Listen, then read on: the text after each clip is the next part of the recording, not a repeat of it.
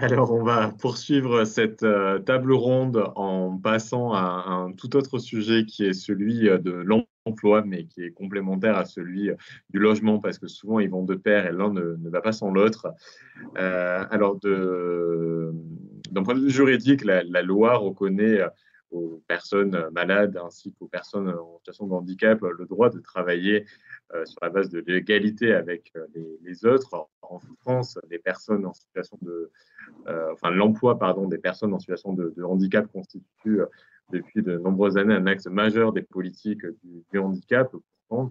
Et on le voit bien aujourd'hui dans un constat d'emploi globalement dégradé, avec un taux de chômage important. La situation s'avère particulièrement préoccupante pour les personnes qui ont des troubles mentaux ou psychiques, avec des taux de chômage plus importants que la moyenne de la population active, des durées de chômage plus longues et des taux de retour à l'emploi beaucoup plus faibles.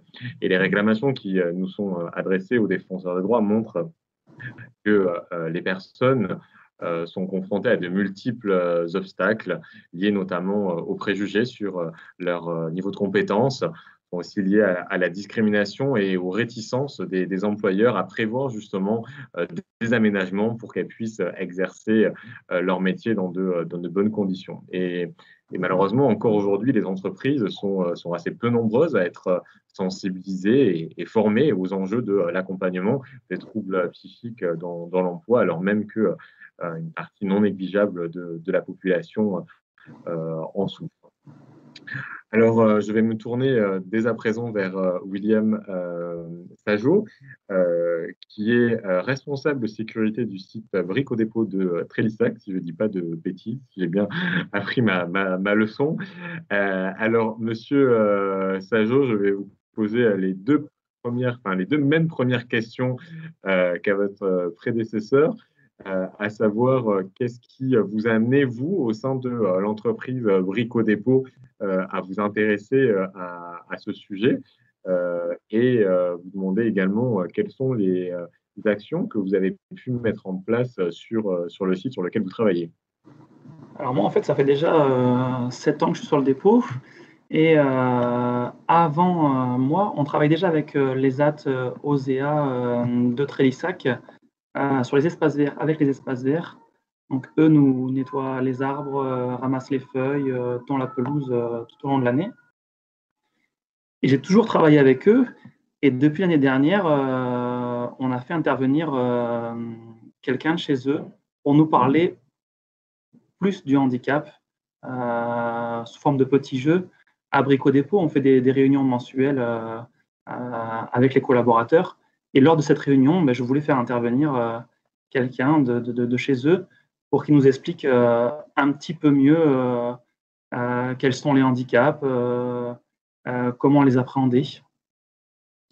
Et donc, on a fait venir quelqu'un de l'ESAT, très sympathique d'ailleurs. Et sous forme de petits jeux, on a pu apprendre à mieux se connaître, parce que lors de ces petits jeux, des personnes se sont un petit peu révélées à nous euh, pour nous dire qu'elles aussi avaient des handicaps. Je me rappelle d'une collaboratrice, ça faisait 10 ans qu'elle était en entreprise, et c'était il y a que l'année dernière qu'elle nous a dit, moi j'ai ce handicap-là. Elle a pu délier un petit peu la parole et nous en parler. Ça a été très, très, très intéressant. Il y a eu deux personnes qui se sont révélées à nous comme ça. Un collaborateur aussi qui avait des enfants handicapés, qui s'est mis un petit peu sur le côté. On a été le voir et puis on lui a demandé qu'est-ce qui se passait.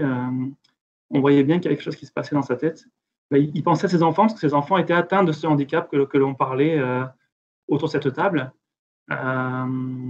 Et il a pu en parler un petit peu à tout le monde et très très intéressant. D'accord. Ça, c'est particulièrement important ce que vous dites et de souligner que, contrairement à une idée très répandue, il existe de multiples formes de handicap dont un grand nombre sont invisibles et bien souvent les personnes peuvent être surprises lorsqu'elles apprennent que un collègue ou une collègue est porteur d'un handicap. Ça, c'est tout à fait vrai. Et vous avez parlé de la collaboration avec les ATS.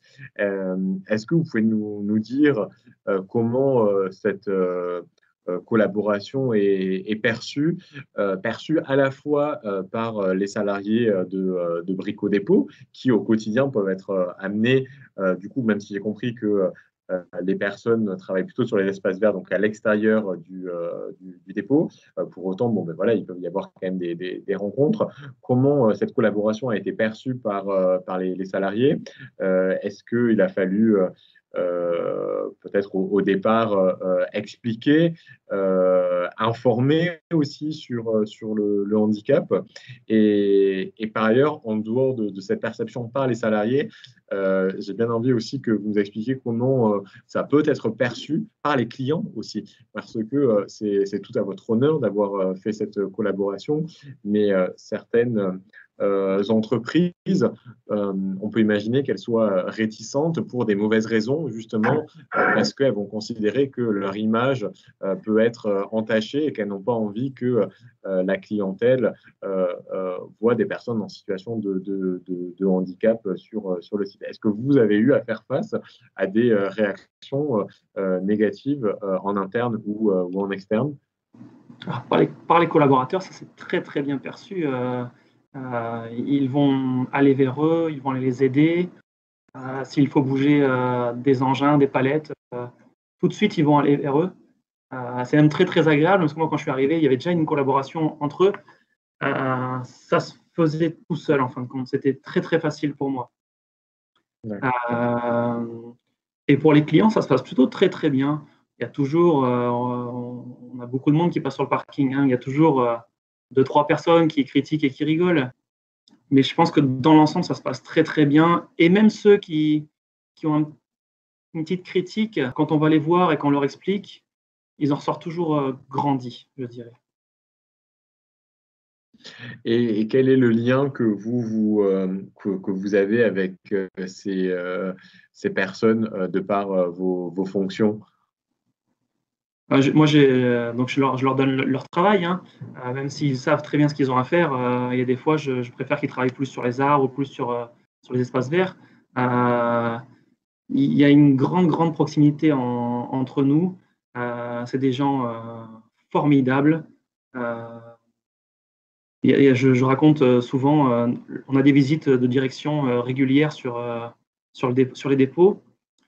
Forcément, les visites arrivent, on fait un peu plus que ce que l'on fait pour les clients, même si ce n'est pas très bien, mais voilà, on fait toujours un peu plus. Et je leur dis parfois, passez un petit coup de souffleur, si vous pouvez passer un petit coup de souffleur dans l'allée ou sur le parking un peu plus. Tout de suite, ils se mettent à 4-5 souffleurs pour, pour, euh, pour que je sois content, quoi, au final, hein. Non, c'est des gens très dévoués et je regrette vraiment pas de travailler avec ces gens-là. C'est extraordinaire, hein. Et puis, ils nous apportent un côté humain. euh, le bonjour, pour eux, vraiment, il veut dire quelque chose, quoi. Et concrètement, combien de personnes interviennent sur le site? Est-ce que leur présence, elle est permanente ou elle est au gré des besoins que vous identifiez, justement? Est-ce que vous pouvez nous en dire davantage? Oui, alors ça va être suivant les besoins du site, hein. Ça va être beaucoup plus en été, mais pour ramasser les feuilles en automne aussi. Euh, il peut y avoir 3-4 personnes sur le site, donc plus une équipe autonome, où là, il y aura, on va dire, pas de vrais petits chefs. Donc là, ils savent ce qu'ils ont à faire. Ils se débrouillent au final. Et parfois, j'en vois 15, 16, une petite vingtaine arriver. Et là, c'est peut-être un peu plus compliqué à gérer sur le site. Ça part un peu dans tous les sens. Mais quand ils sont plusieurs, il y a des formateurs qui sont là et des moniteurs. Euh, c'est intéressant. Hmm. Ça fait bouger un petit peu. Oui.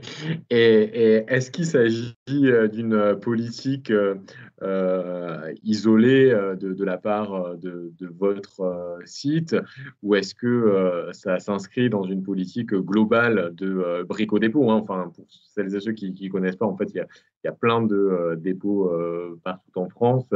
Donc, est-ce que l'entreprise est engagée dans justement l'inclusion des personnes malades et ou en situation de handicap? Oui, oui, c'est une politique entreprise, hein. Brico Dépôt, Castorama, on est le même groupe, hein, c'est Kingfisher. On est complètement engagé dans la lutte contre ça, hein. Et en dehors de la collaboration avec l'ESAT, on en avait parlé lors de l'entretien, vous-même employez aussi, enfin, quand je dis vous, c'est l'entreprise, des personnes aussi ayant une reconnaissance de travailleurs handicapés, donc une RQTH, puisque je rappelle que les entreprises qui ont plus de 20 salariés sont soumises à une obligation d'emploi de personnes en situation de handicap. Et parce que vous ne nous avez pas dit, oui, sur votre site, combien de personnes travaillent. On est 66, 68 en ce moment-là, et on a environ 8% de personnes handicapées. Là où la France nous oblige à avoir 6%, il me semble. Oui. Ça serait- On Et, est toujours au-dessus. et est-ce que vous savez si les personnes qui sont bénéficiaires justement de cette obligation d'emploi font l'objet d'aménagements de poste, ou après peut-être que ça c'est pas forcément vous qui gérez cette partie-là, mais comment, parce que c'est une chose que les personnes soient recrutées, mais parfois leur handicap nécessite des aménagements. Et il est important de faire droit aux demandes et surtout aux prescriptions en fait des médecins du travail, pour que ces personnes-là, bien sûr, aient un travail, mais surtout puissent l'exercer dans de bonnes conditions. Est-ce que vous savez comment ça se passe au sein de Brico Dépôt? Alors parfois, il y a des personnes qui sont recrutées qui n'avaient pas de handicap avant et donc qui sont devenues handicapées. Et donc là, on a pu aménager le poste pour continuer à travailler avec eux. Mais on a aussi recruté des personnes handicapées très très dernièrement, enfin très très récemment là, une personne avec une jambe en moins, où on a pu adapter le poste pour lui. Et qu'est-ce que, peut-être pour terminer, est-ce que vous aimeriez dire quelque chose, ou qu'est-ce que vous pourriez dire à des collègues hors Brico Dépôt, puisque au sein de Brico Dépôt, vous êtes plutôt proactif sur le sujet, mais à des entreprises qui vont être réfractaires parce qu'elles vont avoir des préjugés à l'égard des personnes en situation de handicap, et elles vont considérer que je ne sais pas, ça va ralentir leur productivité, que du coup, ça va avoir des conséquences économiques, ou encore que ça pourrait nuire à l'image de marque de l'entreprise. Vous, justement, peut-être, est-ce qu'en une phrase, euh, est-ce que vous auriez un message à faire passer? Il y a un côté humain qui est hyper important avec ces gens-là. Je sais quand ils viennent sur le terrain, là, ils me donnent énormément et ils donnent énormément aux gens qui croisent. Et ça, je pense que c'est primordial.